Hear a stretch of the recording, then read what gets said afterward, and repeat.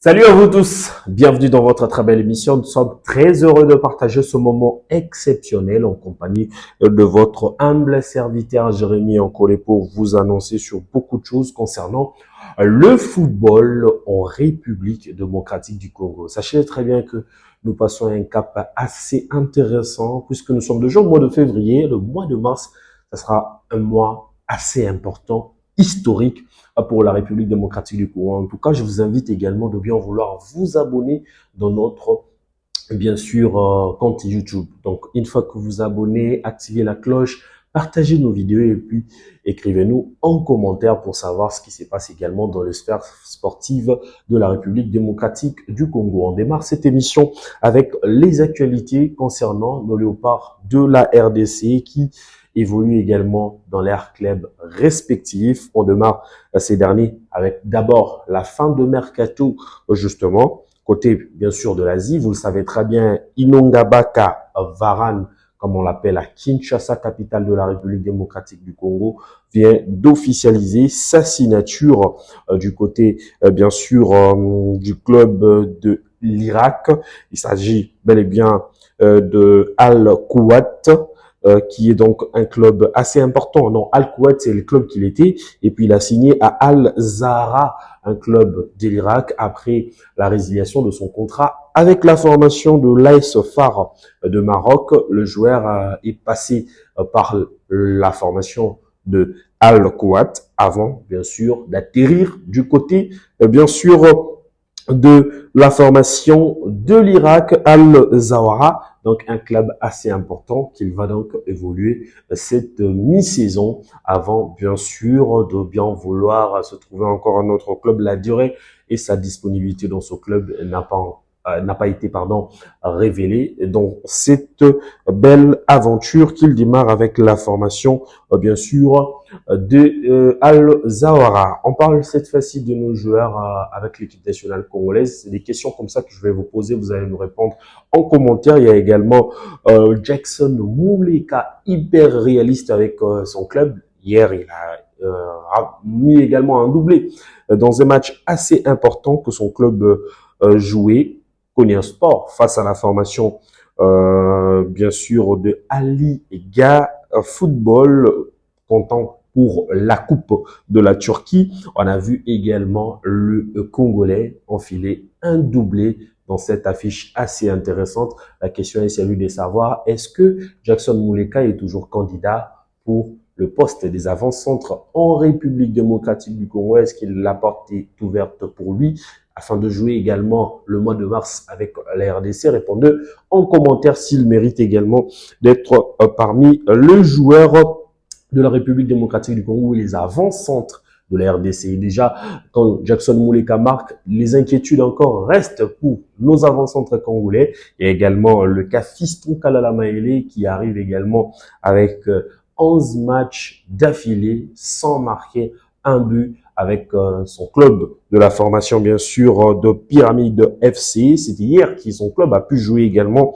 contre la formation de Smoa, alors que le buteur hyper réaliste, le Jonker également de la RDC dans les différentes rencontres livrées avec l'équipe nationale congolaise, a été sorti à la 65e minute de jeu après un match quasiment délivré sans pour autant s'illustrer ni une passe décisive. Alors, ça reste également une grosse inquiétude pour lui au sein de l'équipe nationale congolaise. On va justement poursuivre notre très belle émission avec notamment le retour de Arthur Maswaku avec le club de Lens avec lequel il a été formé, mais il n'a pas joué pro.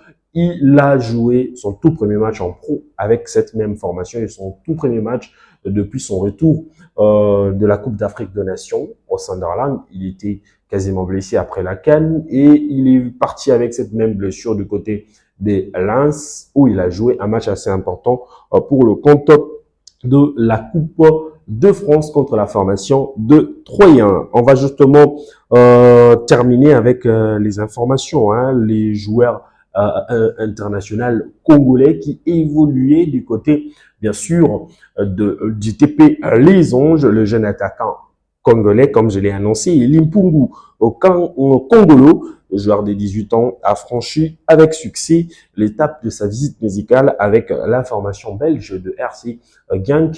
Alors, c'est d'une fils du pays, est donc prêté et va poursuivre sa carrière internationale au sein de la formation de la Belgique. Et puis avant de terminer, nous allons justement prendre cette information sur le doyen de la sélection nationale congolais, Gaël Kakuta, comme vous le savez très bien, a officiellement quitté Sakarya Sport au club de la deuxième division turque. Le motif ont été déjà dévoilés sur les réseaux sociaux. Il a connu également un problème avec le paiement de son salaire, raison pour laquelle le gars a résilié son contrat à l'amiable avec cette même formation, alors qu'il est cité du côté de l'Asie. On attend également les informations concernant, bien sûr, son nouveau club, alors que le mois de mars se pointe à l'horizon. On va terminer cette émission avec cette question, parce que beaucoup de gens se posent de questions sur l'arrivée de certains binationaux qui ont été justement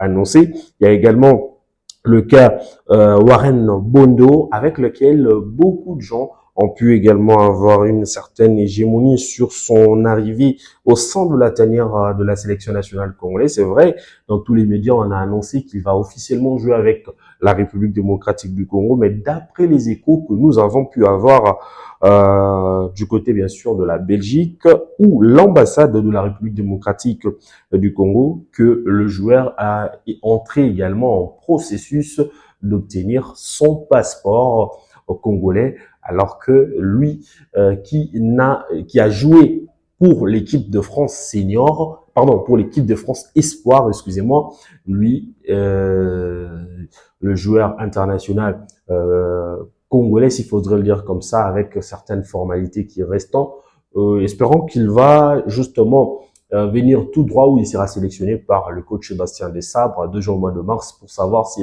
il sera avec la République démocratique du Congo. Et puis, comme vous le savez très bien, il viendra justement pour combler certaines vides, appuyer également l'équipe nationale congolaise en milieu du terrain, avec lequel Samuel Moutsami, qui reste le patron de cette milieu, le cœur du jeu de la République démocratique du Congo. Il faudra justement ajouter que Warren Bondo doit encore patienter sur son éligibilité après que le dossier sera soumis au sein de la Fédération internationale de football association pour bien vouloir jouer avec la République démocratique du Congo. Mais la question est celui de savoir s'il sera aussi à 100% afin de jouer avec les RDC, vu toutes ces performances qu'on a vues à Como avant de signer du côté, bien sûr, de l'AC Milan. Alors, on va terminer cette émission sur la question de Seny Mayulu. Beaucoup de choses se racontent sur les réseaux sociaux. Est-ce qu'il a-t-il donné son accord pour jouer avec les RDC jusque-là? Non, il n'y a pas encore des accords, mais nous attendons également sereinement que ces garçons puissent obtenir son accord de jeu avec les RDC. Ça sera également très important pour le Congo de bien vouloir renforcer son secteur offensif, alors que nous restons également avec des attaquants qui ne sont pas assez réalistes, et son apport pourrait être d'assez important pour aider l'équipe nationale congolaise. Merci à vous tous de vous abonner et merci à vous de partager nos différentes vidéos pour avoir des informations concernant nos léopards de la République démocratique du Congo, et surtout de bien vouloir connaître tout ce qui se passe dans les sphères footballistiques de la RDC à quelques jours du barrage de la Coupe du Monde 2020.